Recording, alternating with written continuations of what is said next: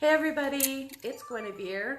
So today is kind of special, and the reason why today is kind of special is because this is the second day of me talking about animal spirit, energy work, medicine, how it influences us, how we can understand it better and learn it. And what makes today special is it's a very special animal to me.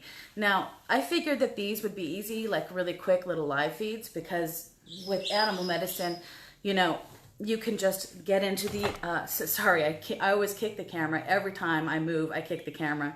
It's a thing of mine. So sorry, I keep kicking it. So today's special because we have with us Dolphin.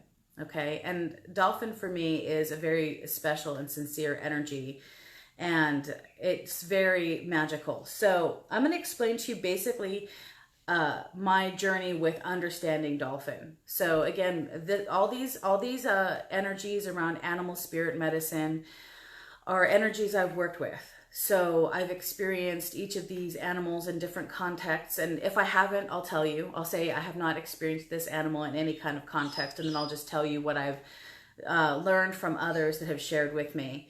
But with Dolphin, it's very special. So first I'm going to show you the Dolphin card, and we're working with the medicine cards deck, and so today is Dolphin, and you can see beautiful dolphins splashing in the water.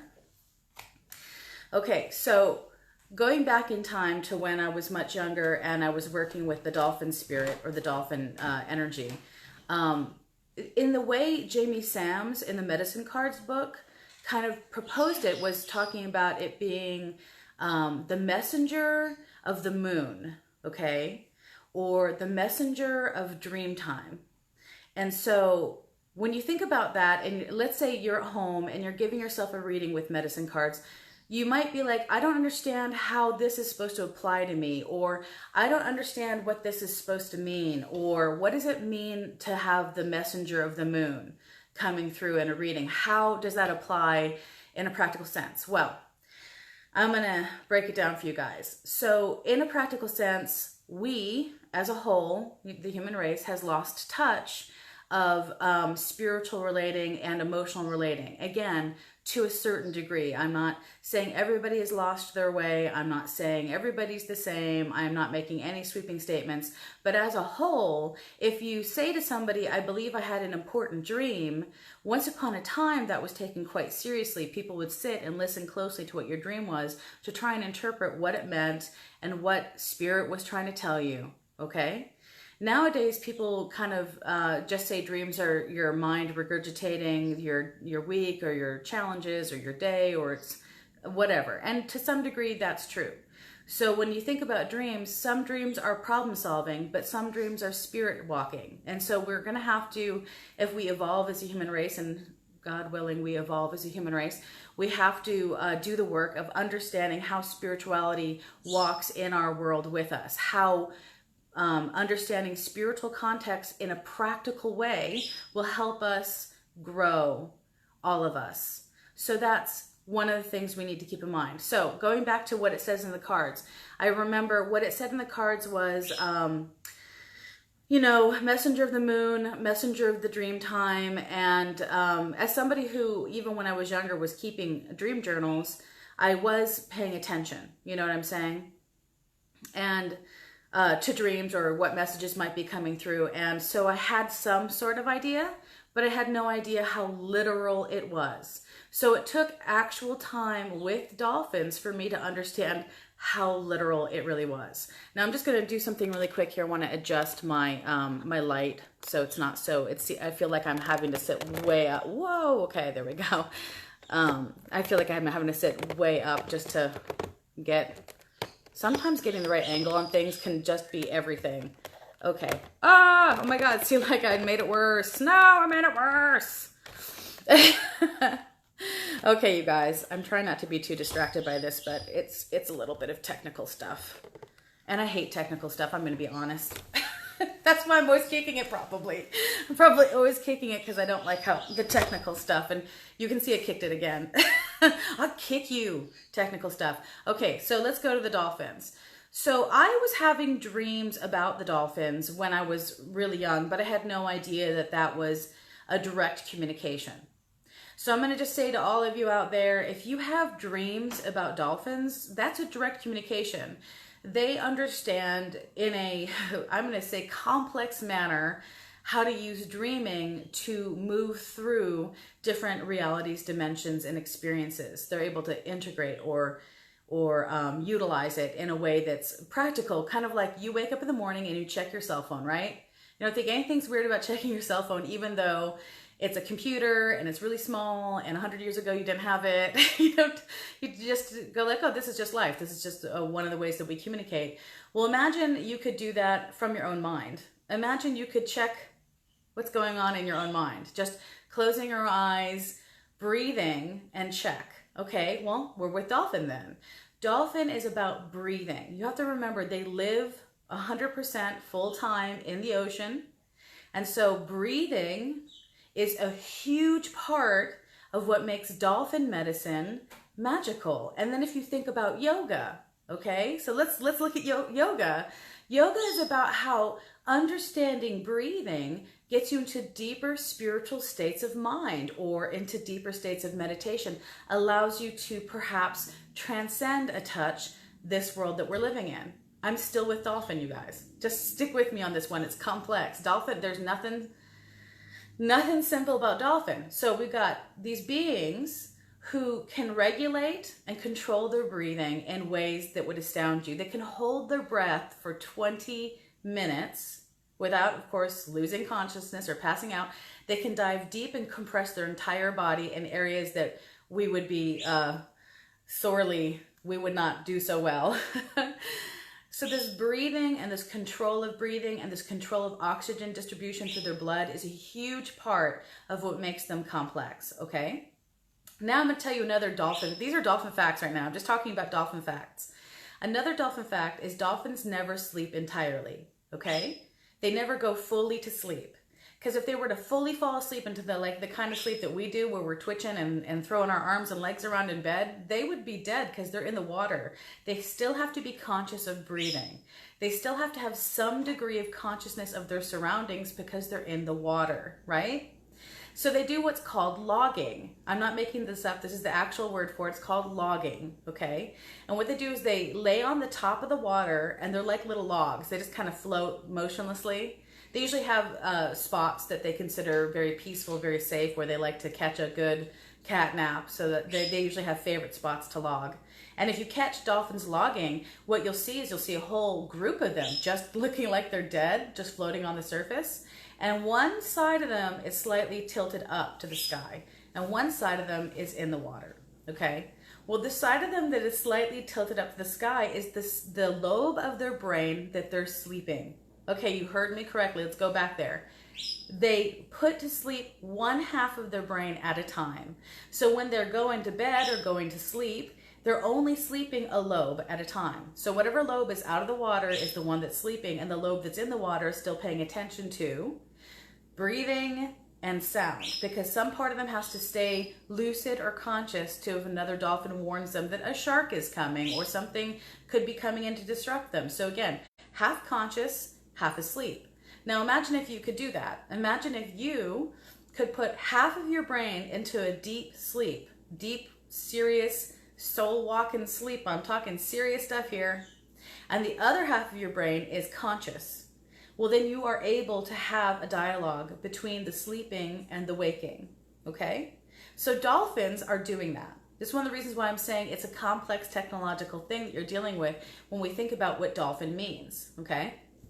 So here's where it comes into my personal experience. I was dreaming about dolphins when I was very young. So they must have caught wind of me at some point, I don't really know when, and decided to start kind of a very gentle drawing dialogue. They were starting a relationship with me before I even knew that I was going to be in relationship with them. I just knew that there was something there, that dolphins were having some sort of interaction with me, but I wasn't looking at it from a serious or how do we apply it to real-time energy. Until I ended up swimming with them every day. How did I end up swimming with them every day? They invited me. How did they invite me? Through dreams. So the thing I think is interesting is if we look at the meaning of the card, the messenger of the dream time, right? Or the messenger of the moon, what they're literally saying is if you pay attention to your dreams, you pay attention to that sensitivity, that moon nature, you pay attention to your breathing, you get into a state of meditation, you open yourself more spiritually, and then you can dialogue, like I said, like we do with cell phones, like we do with technology, but the technology is within us, okay? So I'm going to take you to the beginning of the story, and the beginning of the story for me, this is the personal story, is I'd gone to Australia, and I had a feeling that something about it would be about dolphins, but I didn't know what it would be, and I wasn't trying to force or enforce any kind of outcome to it. And what took place was some people took me down to the beach and took me on a boat ride, and of course the boat was surrounded by dolphins, and I was thrilled. And then I found out that locally there was this place called the Dolphin Discovery Center. So if any of you guys know about it, wave your hand, say hello. The Dolphin Discovery Center is in Bunbury, and when I was there, which was a long, long time ago, it was still funded by the Jacques Cousteau Foundation, and they were doing lots of dolphin research, dolphin-human interaction research. So they were interested in not what they could teach dolphins, but what dolphins could teach us, right? So the center existed, and all these people in Australia just took me there. I didn't ask to be taken there. I didn't know it existed. They just took me there. And they said to me that I probably wouldn't see any dolphins because it was winter, and that the dolphins really don't come into the inner bay during the winter because people don't like to get in the water because it's too cold. So I was told that it was basically a bad time of year to be there. I mean, that's one of the reasons why the people who were with me took me out on the boat, because they had a feeling that the only way I would be able to see dolphins is if they took me on a boat. So that was a really lovely and wonderful surprise. Well, fast forward to I'm nannying in Australia. I was taking care of this beautiful young child named Shannon. And one morning, 5 in the morning, I get woken up from a dead sleep. And I got woken up because I could still remember the dream that I was surrounded by dolphins. And I was like, wow, I just dreamt I was surrounded by dolphins. It's 5 in the morning. And I was like, that is if I'm translating this directly, this is a direct invitation, a direct call. And so I told the lady I was helping out with her daughter, I said, I'm running down to the beach since Shannon's school didn't start till later, and I wasn't needed at that time. And I said, I'll come back later, but I think the dolphins are calling me. And she's like, oh, if you think the dolphins are calling you, then you're probably right. And she makes me this smoothie. She was really sweet. I chug the smoothie. I grab my wetsuit and I leave the house. As I'm leaving the house, I'm in a hellstorm. We're talking, rain that it's raining so hard on me that everything's black and gray. I get to the beach. The sand is blowing across the beach like scouring sand. It's just a really bad weather kind of day. And I'm standing there and it's cold. I'm so cold. I have my wetsuit on. I have a sweater over my wetsuit. I'm running in place. And I've only been at the beach for about maybe 3 or 4 minutes. And I'm kind of frustrated because it's now probably 6 in the morning because I ran out of the house really fast. I was really determined to pay attention to the invitation. Thor! Hey! Sorry, my dog, he scratches. No. You be good. Good boy. Sorry about that. I have to stop him. He gets like a little exuberant and then he can go too far and hurt himself. So back to the dolphins. So here I am, freezing on the beach, gray. I'm the only one there. It's just me all by myself on the beach, running in place because I'm so cold. And I send out this message, like I send it out from my heart. I remembered the dream. I remembered the dolphins that surrounded me, and I send it out to the ocean. And I say, look, you guys invited me here. I'm just honoring the invitation. You said you wanted to swim with me, and I'm freezing my tits off. So I'm giving you 5 minutes, and I'm out of here because this is cold and brutal. And I literally sent that out, and it was like this interesting wave. I watched it kind of leave my body. And then as it reached the crest of the surf, all these dolphins just popped up. I was like, oh my goodness. And it was just dolphins. Oh my gosh, they're here. And obviously I'm overwhelmed with joy. And obviously I'm laughing and I'm giggling and I'm excited. I'm throwing my sweater off. I'm throwing my scarf off and I'm running toward the water and I'm so freaking happy. And the second the water hits my ankles, my energy shifts into this other place. And I go, whoa, you need to enter the water with respect. These are intelligent, wild, amazing beings, and even if they invited you down here in the dream time, in this spiritual energy, and you learned to trust that and you came to greet them, that doesn't mean you go bowling at them like some crazy child out of control. They are wild. They could misinterpret my physical behavior as being a complete spaz, which I was in the middle of being, and I'm like, nope, not gonna do it. And so instead, I gently waded into the water so that I was about waist deep, as I'm seeing all these dorsal fins kind of floating by about 30, 40 feet away from me. And they're going the opposite direction. They're already on their way out. And I'm like, okay, so in the honor system of having been invited, I'm going to continue this honor system. And I sent out this wave of love their way. And I said, okay, this is on your terms. This is on your terms and not mine. You invited me, but I'm still your guest. So come play with me. And instead of swimming toward them, I swam away from them. I swam the exact opposite direction. It felt very illogical, but also felt incredibly respectful. Like, you know, I'm here. If you want to join me, you're free to join me, and let's play. Let's play. Let's see what happens. And within less than 30 seconds, I was surrounded. And that was a good reminder, of course, that you don't dare dolphins to race with you because they're going to win because you're just a human and they go really, really fast in the water. But I was surrounded. I had a dolphin on the right shoulder, a dolphin on the left shoulder. I mean, they were so close to me that there was that much space between me and the dolphins swimming alongside of me.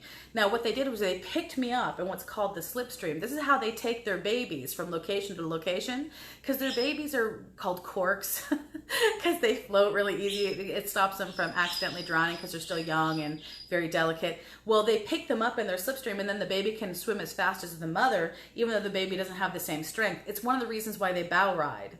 You know, when you're out in a boat and they're all along the side of the bows because they're on the slipstream and they're enjoying the ride. For them, it's, you know, it's economical swimming and a lot of fun, which is why you see them jumping up and down through the bow waves. So they did that for me. So suddenly I feel like a freaking human superhero because I'm on the dolphins' bow waves. They're carrying me with them down the beach.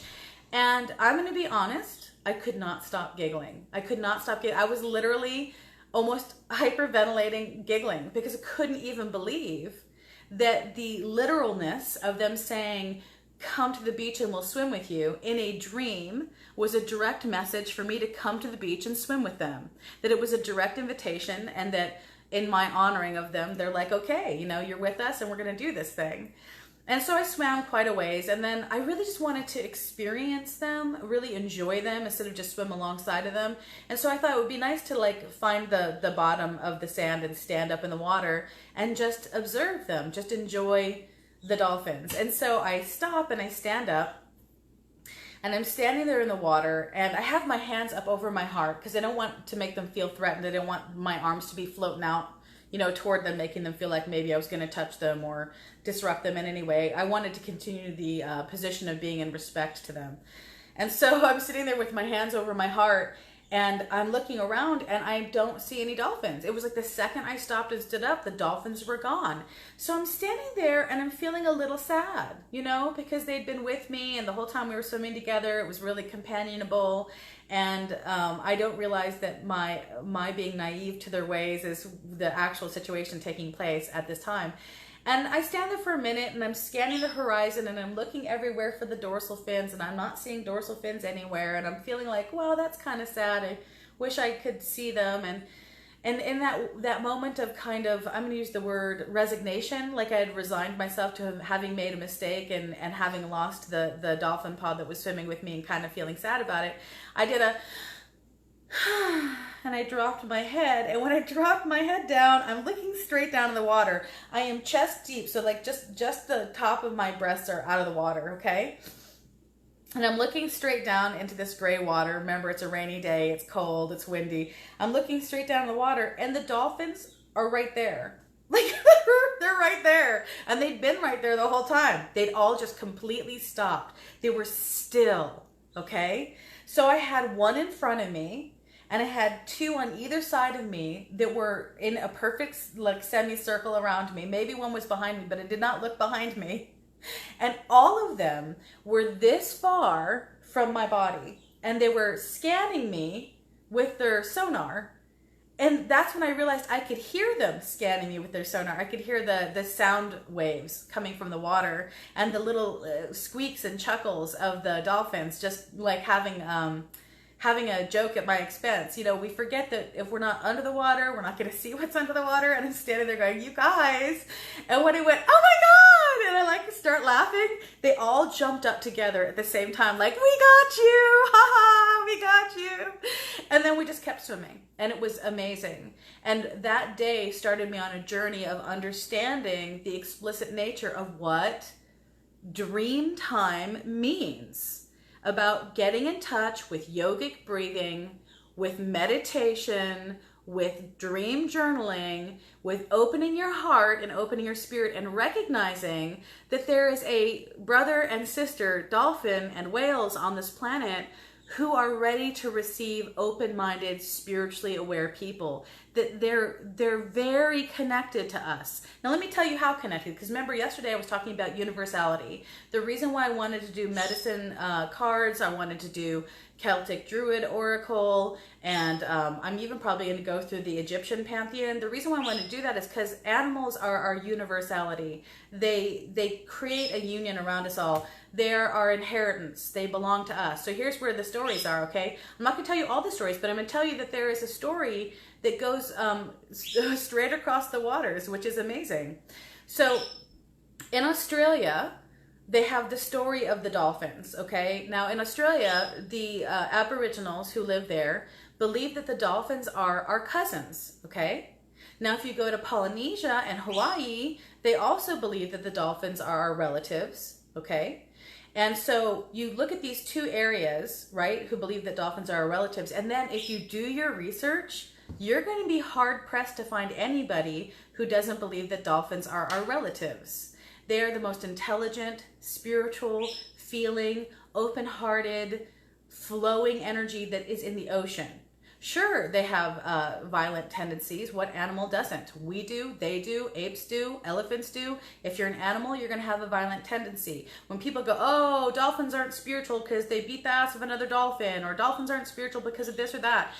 This is when we start making these strange distinctions between survival behaviors and basically survival rules and wild behaviors, and we start to try and make it so that animals are supposed to be peaceful and heavenly even if they're spiritual. And trust me, we're all peaceful and heavenly unless we're threatened.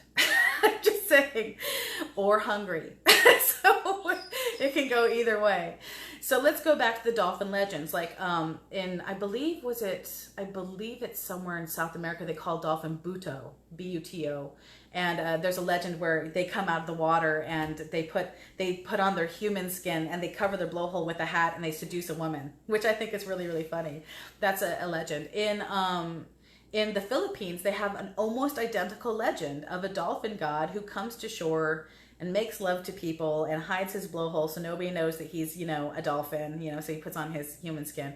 But let's go to the similarity of the stories between Australia and Hawaii. They're the two that I know for a fact it's the exact same story, and it's so beautiful. So I'm not going to tell it perfectly. I'm going to tell what I remember of it, because I remember hearing or learning the story when I was in my 20s. So here's how it goes. Apparently, humanity was in a paradise, and spirit, God, whatever you want to call your almighty, whatever great being that you believe in, decided to put people on a new island, okay? To put people on the new island. This is Turtle Island, or we'll call it our world, our planet, whatever. And so created this rainbow from this heavenly nirvana to earth. And what Spirit said to the people, Spirit said, you can trust this rainbow to take you to the new land, to your new home, but whatever you do, don't look down. So the people started their trek across this rainbow to the island Earth, or Turtle Island, or whatever you want to call it. And as they're crossing this rainbow bridge, some of the people were really curious. Why? Why can't we look down? What's down there? And they looked down and they fell through the rainbow into the ocean. And Spirit was like, oh no, my curious children have fallen through the rainbow into the ocean. I cannot let them perish. And boom, they became the dolphins. So according to that legend, The humans of earth were the ones who didn't look down, and the humans of water, dolphins and whales, were the ones that looked down. And Spirit, loving all of its intelligent, loving, wise people, made sure to protect the ones that fell through the rainbow. So in traditional approaches, whenever dolphins and humans are working together, you're working with your cousin. Now, if you do your proper research, you'll find out that, again, not only all cultures that are seaside or have any contact with the ocean have beautiful dolphin and whale legends, but also, if you do your research, you'll find out that to this day, as in right now, to this day, there are dolphins that work with local communities to help them catch fish. They have a very good relationship with the local fishermen. And what they do is the fishermen create this perfect semicircle in the bay. And then the dolphins will drive the fish into the nets, because they know that by helping the people on the land get fish, they also get like a really good meal, because the nets will keep the fish from escaping. So it's a mutually beneficial relationship. We also know about all the legends of how dolphins have saved people, and I can guarantee you they very much care and they understand what we're going through. And if you keep in mind that they're dreaming with us, okay, we've got a whole community of spiritual beings that live in the ocean that can travel into our dreams, can understand our perspective of things and really be one with us. That's really profound. So now in the future, if you ever get dolphin, if you're ever doing yourself a little oracle card reading and dolphin comes up, or you see dolphins, or you have dreams about dolphins, I want you to recognize that's your moment to get in touch with your spirituality, your dreaming nature, how it guides you in real time. And I want you to focus on yoga. I want you to focus on breathing, and I want you to focus on dream journaling. So big, long stories, worldwide experiences around how dolphin and whale unifies us and how they're part of us. They're part of our heritage and our history. And for me, as somebody who, after that first experience with dolphins, learned a lot from dolphins, I can tell you what they taught me. First, they taught me, yes, the dreams can be reliable. Okay, so that's just one, the dreams can be reliable, because what they did was they spoke to me anytime they wanted my time or my attention. They would tell me who wanted to visit with me. They would tell me what kind of situation they were going through. And these were factual things. These weren't airy-fairy, sweet, soft, things. They were talking about literal things. So if I were to go down the beach and one of the dolphins were saying, I'll be coming through, but I'm in a very bad mood and I won't be hanging out with anybody, I won't be swimming with you, I would see exactly the dolphin who had sent me the dream come through, acting a little bit agitated, kind of wanting to make connection, wanting the reassurance of its human friends or family, but didn't really want interaction, wanted kind of more of a space of relaxation. So like I would see that happen. Or for instance, a dolphin who'd never swum with humans ever, because her mother had been murdered by a human. So she'd made that distinction that humans were dangerous. She sent me a message saying that she'd heard about me through one of the other dolphins and wanted to meet me because she'd never had a spiritual connection with a human. So for her, it was a healing experience. And she was called BB, which was short for Bunbury Baby, because she was the child of a favorite dolphin before that dolphin was murdered by an angry fisherman who was blaming BB's mother for taking too much fish. Now, this is the greed that humans need to stop doing. I mean, we don't own everything, and acting like you own everything and overfishing the oceans and not taking into consideration the beings and lives that we affect is kind of pretty bad. So it was a very sad story. Well, I had this dream about this beautiful dolphin coming in and being very excited to meet me. And at this point in time, I was actually working with the center because they'd asked if I wanted to volunteer because the dolphins really liked me. And they said they'd never seen dolphins come in the winter, that the dolphins didn't swim with anybody in the winter. There was no purpose in bringing anybody down to the beach. But since I'd come, the dolphins were coming to see me every day. And so they were like, if you want to volunteer, we can make sure you're safe. We can cover you with, protection in case something happens to you, like jellyfish sting or shark bite or what have you. But they really wanted me there because they wanted to see the interaction that was taking place. And so it was mainly just me and freezing cold winter water. That was my dog, sorry. And I would go down to the beach and enjoy myself. And I tell them, they had a book. I'm just going to give you details right now just so you have an understanding. They had a book that identified which dolphins were which. It basically were photographs of their dorsal fins, which is the same thing as having fingerprints, okay? So you know who you're swimming with is by the shape of their dorsal fin, whether or not there's scrapes or bites, sunburn marks, Some dolphins look like they have roses on the sides of their bodies from sunburns, and when it heals, it creates this beautiful pattern on their skin. So they had this book, and what I was doing is I was coming in and I would be saying to these guys, you know, this is who's coming today, which was really, it was one of the reasons why I knew how accurate I was, is because I had collaboration and I would talk with people and I'd open the book and I would look for the dorsal fin of what I dreamt about. So I find the dorsal fin and I'm like, this is who's coming in today. And they're like, that dolphin won't come in. I'm like, why? And they're like, because BB is afraid of humans. I'm like, why is BB afraid of humans? And then they told me the story I just told you. And I went, well, today she's coming in. And they're like, you're good and you're very talented and we've learned to trust you, but BB is afraid of people. She won't even let boats near her. And I said, okay, you know, you can stick with that if you want to. And so we were sitting there just kind of meditating on the beach when this dolphin comes running in. And one of the researchers who would go out in the water and make identification, was the dolphin injured, was it okay, and just try and see, is it one we know or not one we know coming into the inner bay. These are free dolphins, wild. They can do whatever the hell they want. They can go wherever the hell they want. I really respect that. Okay, so she comes zipping in and his face was hysterical. He's like, oh my God, it's BB, it's BB. And of course she's not coming anywhere near him. And he turns to me and he goes, it's BB. And he's like gesturing me in. And so I get into the water and I'm standing there very calmly in my favorite pose, which was hands over heart, so that, again, especially with BB feeling threatened by people, that she would feel safe. So hands over heart. So BB comes right up to me, looks me right in the eyes, really excited, high-pitched whistling and chitter-chatting. It was almost like she was excited to feel safe and near a person who had listened to her message, who was ready and willing to hold space for her and her trauma. Because of course she had trauma and she wanted to feel brave. She wanted to feel connected. She wanted to reunite. And she just spun around me over and over again, and she turned over and showed me her belly. It's like the most vulnerable position a dolphin can do, just belly up, swimming around me in a perfect circle, and then she was out of there. She didn't spend more than 30 seconds. It was a very fast, intense greeting, but it was very brave of her. Now again, this is practical stuff. She sent me a practical image. She showed me what her dorsal fin looked like. That's how I was able to look it up and say which dolphin was coming. She showed me that she was going to be nervous and excited. I didn't know what her backstory was. All I know is that she told me, I won't be staying long, but I'm coming to see you. And so that's the story of BB, which was very beautiful and touched me deeply. And so, of course, over time, I developed relationships with the local pod. They got to know me. And to my surprise, years later, 10 years later, 15 years later, the children of the children still know me.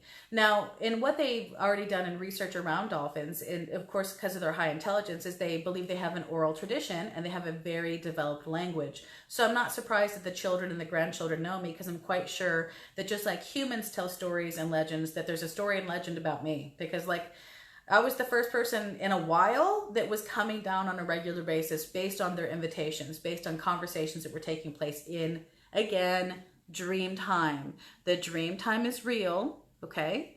And it takes a lot of trust, a lot of faith, a lot of meditation, a lot of yogic breathing, and a lot of practice to get back in touch with your birthright, which is dreaming.